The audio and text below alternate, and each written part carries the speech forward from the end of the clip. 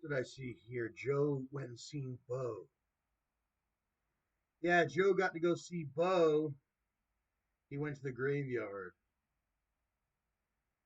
I've went to a graveyard recently. I got the graveyard feeling, but I didn't get to go see my.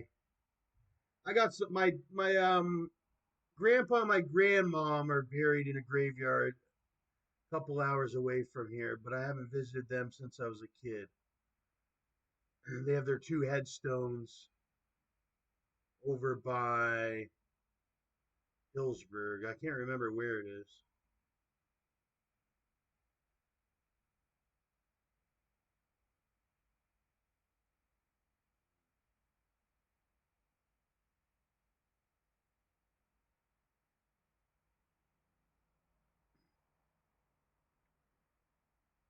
Memorial Day. On Memorial Day, the U.S. flag should be flown at half mast from dawn until noon only. From noon to dusk, it should be flown at full. From noon to dusk. Let's see. I guess that's so. In the morning, you're sort of mourning, and then you show perseverance by noon, and you should have more than persevered by the nighttime, and yada yada. Some people wear a red poppy in remembrance of those fallen in war, a tradition that began with a World War I poem. That's also a big thing in Canada is the poppies. Memorial Day wasn't the first name of the holiday. It was called Decoration Day because it was a day to decorate the graves of lost loved ones. I've seen a lot of people going and visiting their loved ones at the grave though, because I was e-biking and I e-biked through the grave, but I was going very slow. It wasn't a graveyard like this. This is a big military graveyard. I've never seen one like this other than on the I've seen this same graveyard on the videos.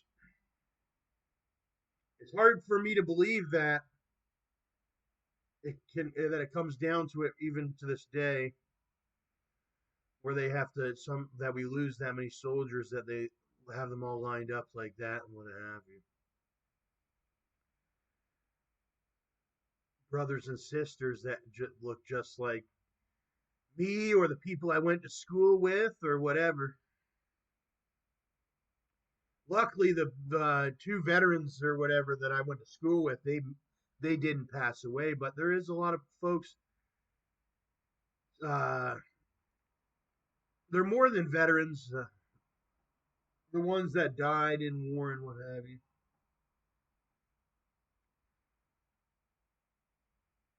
Fallen soldiers.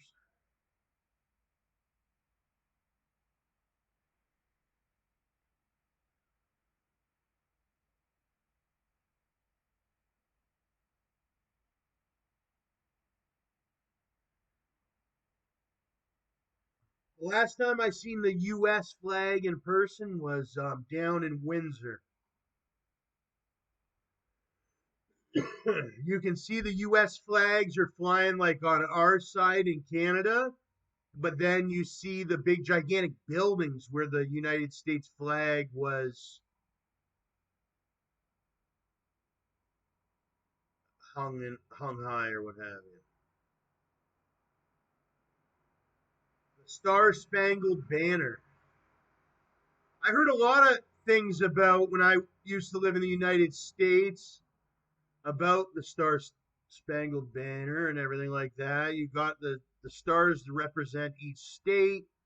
Some say the red represented um, blood or what have you that's been shed and what have you, and the white could represent sort of like a candy cane, the Holy Spirit and everything, and the Holy Ghost. And then you got the blue. I believe it represents the workforce and what have you, blue collar and everything. And the white could represent your white collar people too. Yeah. And there was a lot of different things. You learned about the woman that created it. It was just a down home American woman or whatever that made the flag that is so popular now with millions and millions and millions of people, if not billions, actually. The whole world knows the American flag.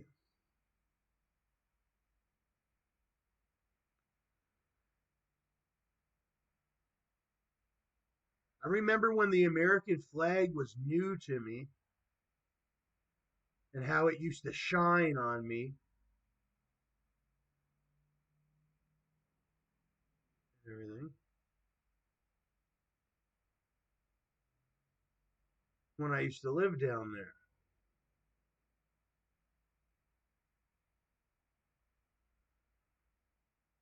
Um, I even remember this flag,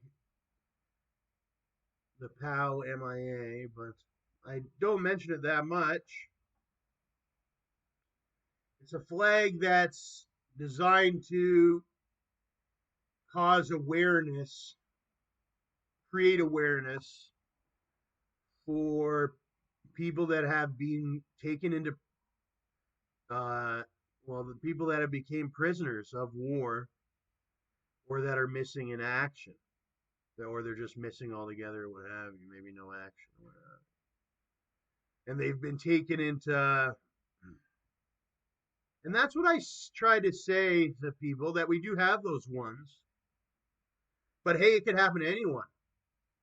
Missing in action, that could be, you're either a prisoner or you could get killed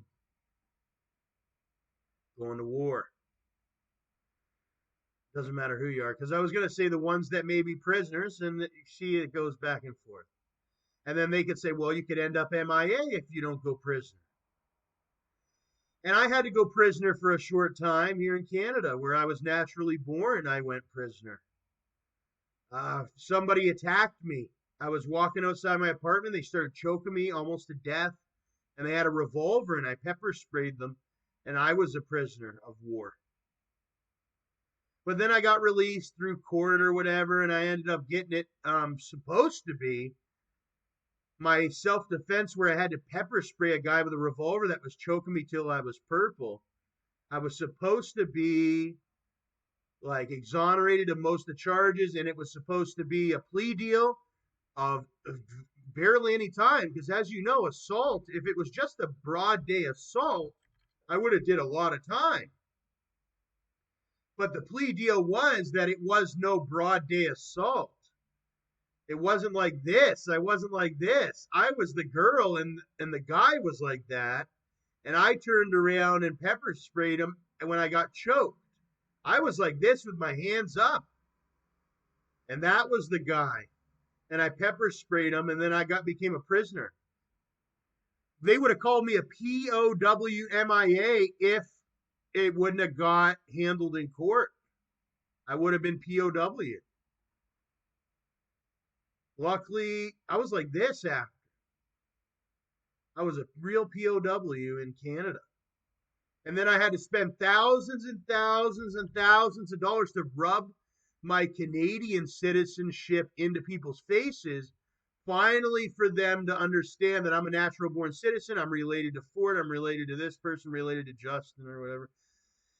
It even pissed Justin off. It got all the way up to Justin. They started questioning Justin and questioning Ford and all that because they tried to POW me here in my own country. This one guy, I don't know, I accidentally went to this really small town I never been to before, and they tried to take advantage of me. They even tried to steal my birth certificate in Brampton, this one group. But that was sort of an unrelated incident. So you got to watch that. Not, like my mom gave me my birth certificate to hold on to, and I knew it was going to be something to hold on to, right? Because I'm a natural born citizen. But no, did I ever think that I was going to be a kidnap victim and my stuff, credentials be stolen and missing, and where I had to get them replaced or recovered and all that. But I still have my original birth certificate. but they stole my driver's license. They didn't even see the birth certificate. And that was my most important credential. That proves my natural born citizenship. Like, without that, it would be a really hard time. But that's what people try to do to you. So be careful. And that happens to some of my brothers down in the United States, like my friend Johnny and his nomenclature. They're a little bit soft. But that what makes the United States great. See, it goes back and forth because I used to be one to say they were too soft. But everybody plays their position because at the same time, like I said, I might be going too hard, and there you go, I'm missing an action. So some people end up prisoners of war, and you see that even in the Ukraine and Russia thing. People that are going out and they're not really, at the end of the day, bloodthirsty killers at war, and they just sort of give themselves up whenever they reach their area. And those ones are really, really, they should have never been sent out to war altogether. That's how you know you may be lacking on true soldiers, is when you're dealing with a lot of POWs. Because a true soldier should just be going over there and killing, in my opinion. But they are big into their negotiations now too. So I think what they do is they go over whatever and they do some killing or whatever. But once they can come down to some negotiations, they don't kill anymore. They kind of try to negotiate more than anything. The killing, I think, is the last when you have to kill the man or kill the people or what have you. It's like the last. It's like they just didn't get it to the ultimate level or what have you, and they had to off them or whatever. But it's the ultimate level or whatever. And the only time that's happened was with Japan. They really took it to that ultimate level, and they just destroyed that entire area. It was the only, yeah, but I'd hate to say it's the only nuclear bomb that ever got used in warfare, because then other people want to use one. It wasn't a good look, though. I mean, nowadays everybody's on the internet system and the internet economy. So anybody trying to destroy any areas in warfare, I feel like, are going to be terrorists. Because think about it, everybody's doing better now than they used to be, or they're going to be doing better tomorrow. So there's no reason for war, but they have everybody going to war out there in that one area. That Syria, that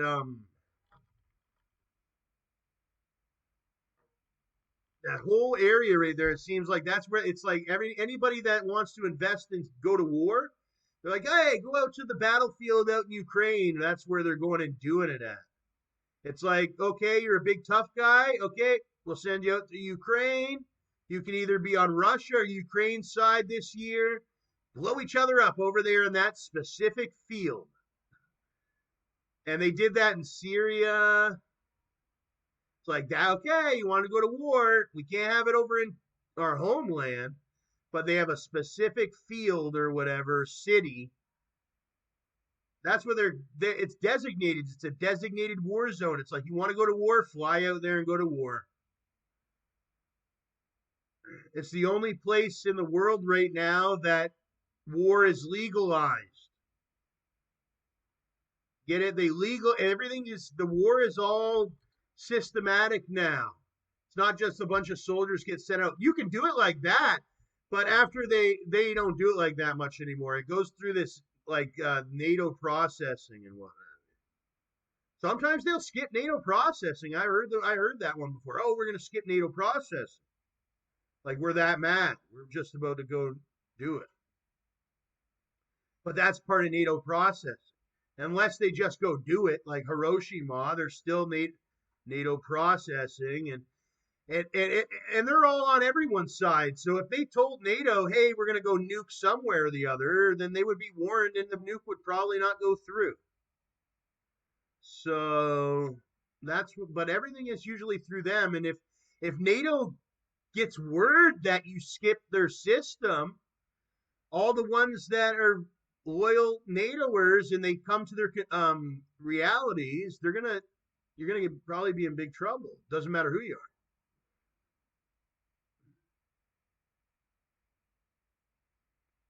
Yeah, the U.S. flag, it stood out.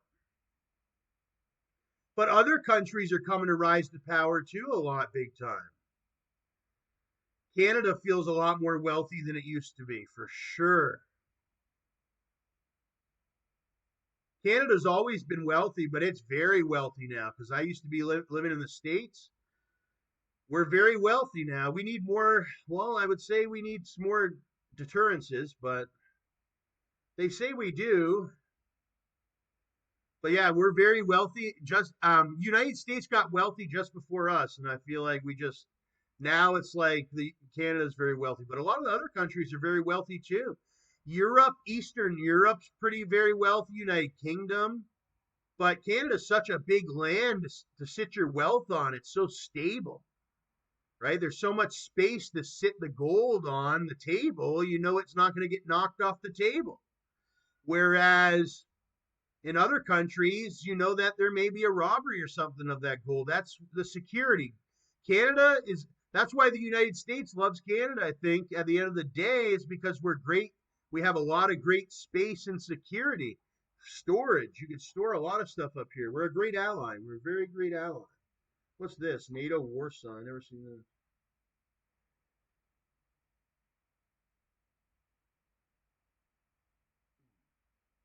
I like both.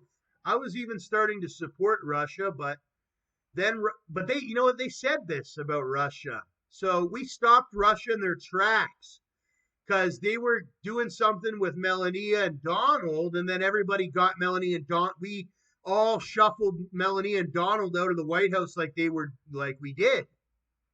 They didn't gain all that superpower like they did, and they said, that, oh, because there was going to be a war with Russia or whatever, yada yada or whatever. You got to watch. So we used him for his presidency, and then it didn't go beyond that. He did his presidency, and then he left. So then Russia wasn't nearly as strong as they would have been right now. See, if Melania would have been still in office right now, well, we're going to war with Russia or whatever, then it would have been there would have been we would have been probably U.S. would have been there would have been some. That's why they got him out and they brought in Joe, 100% American, and his wife's 100% American too. They're not the and he's back with Israel or whatever and all that or whatever. And Donald, he was with the Russians and shit. So that's where we're at right now. And so Joe, I mean, let's say I was gonna say something like Joe's not perfect, but no, he's pretty dang perfect right now, I'd say.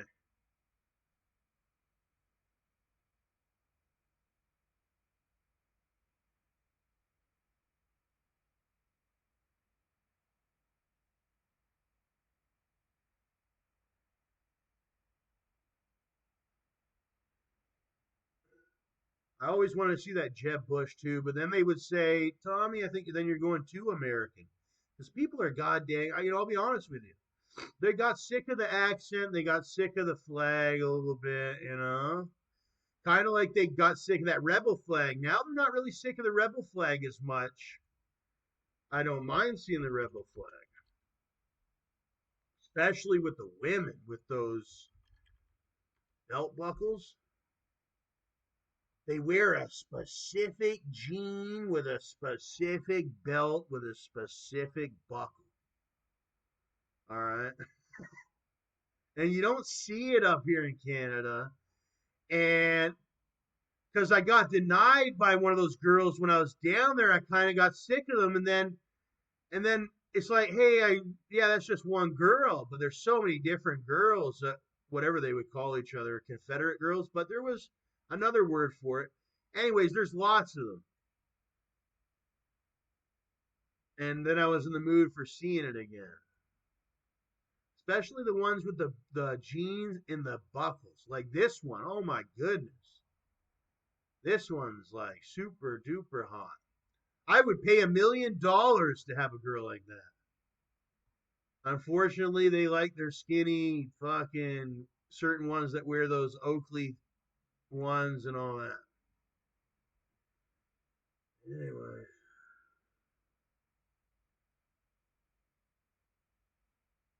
Look at this one. People say that one's a good one for you, but nah, I don't really like the tattoo on her butt. Everything else looks alright.